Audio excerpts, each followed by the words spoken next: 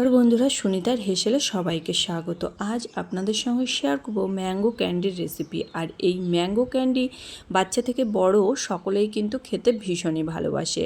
আর এটা কিন্তু খুব সহজেই বাড়িতে বানিয়ে নিতে পারবেন। আজ আমি কোনো রকম ফুড কালার ছাড়াই কিন্তু খুব সহজে মাত্র কয়েকটি উপকরণ দিয়েই বাড়িতে তৈরি করে দেখাবো। চলুন তাহলে রেসিপিটি শুরু করা যাক। এখানে দেখুন আমি আম নিয়ে নিয়েছি। এবার আমগুলোকে খোসা ছাড়িয়ে ছোট টুকরো করে কেটে নেব। এখানে আটির শক্ত ভাগটা বাদ দিয়ে আমি আমগুলোকে ছোট টুকরো করে কেটে নেব।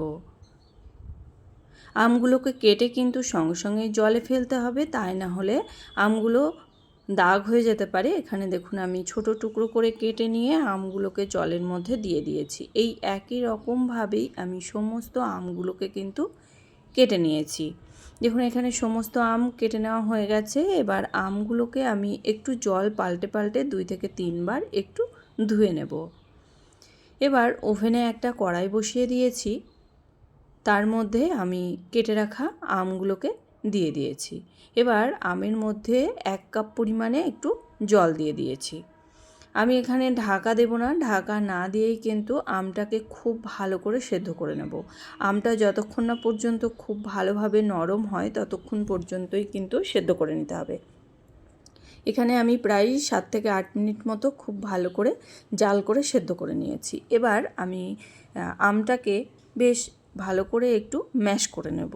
দেখুন এখানে আম কিন্তু খুব সুন্দরভাবেই ম্যাশ করে নিয়েছি। এবার এই আমটাকে কিন্তু ছেঁকে নেওয়া লাগবে না, কেননা আমরা আটির যে শক্ত অংশটা সেটা কিন্তু ব্যবহার করিনি, সেই কারণেই আমটা এখানে কিন্তু ছেঁকে নেব না। এবার পরিমাণ মতো চিনি দিয়ে দিয়েছি। চিনি দিয়ে আমটাকে কিন্তু আবারও খুব ভালো করে কিন্তু মিশিয়ে নিয়েছি। দেখুন মেশাতেই আমটা কিন্তু একবারে মসৃণ হয়ে গেছে। এবার আমের মধ্যে আমি বেশ কিছু উপকরণ মেশাবো, তার জন্য এখানে দিয়ে দিয়েছি সামান্য একটু বিট লবণ, দিয়ে দিয়েছি হাফ চামচ চাট মশলা, আর সামান্য একটু গোলমরিচ গুঁড়ো দিয়েছি। খুব ভালো করে সমস্ত কিছু কিন্তু মিশিয়ে নেব। এবার আমটাকে খুব ভালো করে একটু ফুটিয়ে নেব। এখানে প্রায় 7 থেকে 8 মিনিট মতো সময় ধরে আমটাকে কিন্তু এইভাবে নাড়াচাড়া করতে করতে একটু ফুটিয়ে নিয়েছি। আম যতক্ষণ না পর্যন্ত ঘন হয়ে আসবে ততক্ষণ পর্যন্ত আমটাকে কিন্তু জাল করে ফুটিয়ে নিতে হবে। দেখুন এখানে আমি প্রায় 7 থেকে 8 মিনিট মতো আমটাকে বেশ ভালো করে ফুটিয়ে নিয়েছি। আম কিন্তু বেশ ভালো ঘন হয়ে গেছে। এর থেকে ঘন আর করব না। এবার এর মধ্যে দিয়ে দিয়েছি খুবই সামান্য একটু চিলি ফ্লেক্স। যে যেমন ঝাল খান, খুব বেশি দিলে কিন্তু খুব বেশি ঝাল হয়ে যাবে, সে কারণে এখানে আমি খুব সামান্য একটু চিলি ফ্লেক্স দিয়ে দিয়েছি।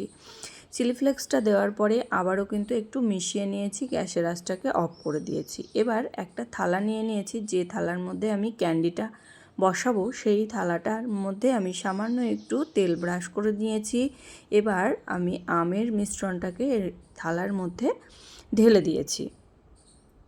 থালার মধ্যে নিয়ে খুব ভালো করে একটু উপরটাকে কিন্তু সমান করে নেব। দেখুন এখানে উপরটা বেশ একটু সমান করে নিয়েছি।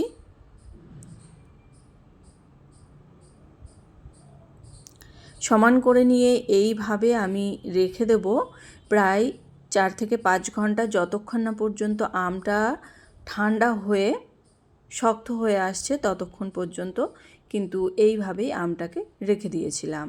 এখানে আম কিন্তু রোদ্রে দেওয়ার কোনো প্রয়োজন নেই, তবে আপনারা চাইলে কিন্তু রোদ্রে দিতে পারেন।